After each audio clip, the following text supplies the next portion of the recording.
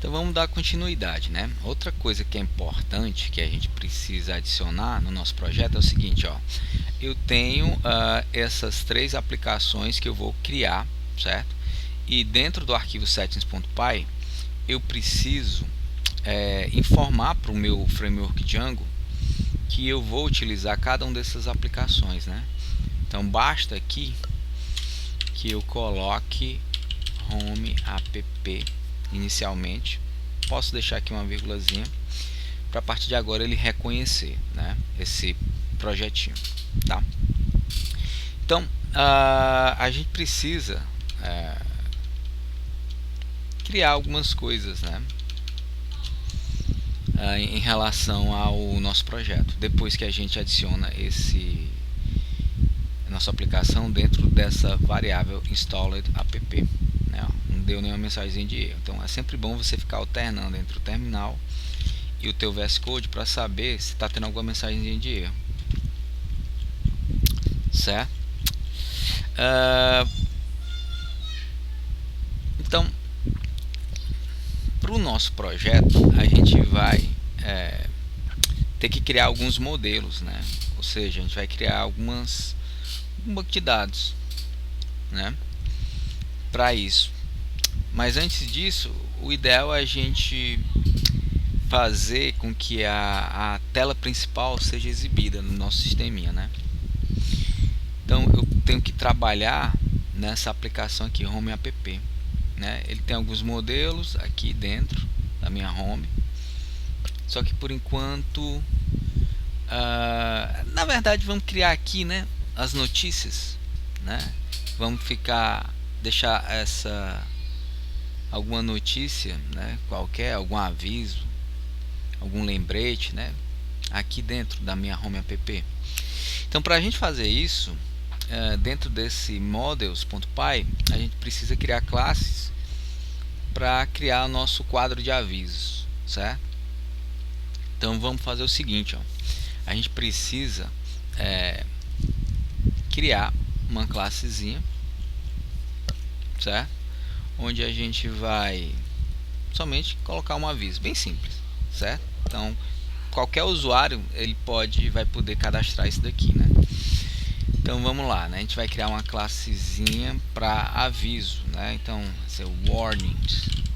Então no meu site, no meu sisteminha, na página principal vai ter uma lista de avisos, né, que a gente vai querer que seja exibido, né? Então vai ser warning models.model, né? E dentro desse modelo que a gente está criando, a gente vai precisar somente do texto do aviso, né? Então eu não preciso que seja um texto muito grande, e aí a gente vai usar esse comando, ó, char field, informando que na verdade a gente está criando uma tabelinha, né? Então dentro dessa tabelinha, que vai ser inicialmente feito com SQLite, a gente vai guardar dentro dessa tabelinha warning, né, um texto que se refere ao aviso. E aí a gente vai especificar qual o tamanho máximo desse aviso. Então vamos dizer que o tamanho máximo desse aviso vai ser de 500 caracteres, 1000 caracteres. Vou colocar um avisozinho, certo? E vamos criar uma função em Python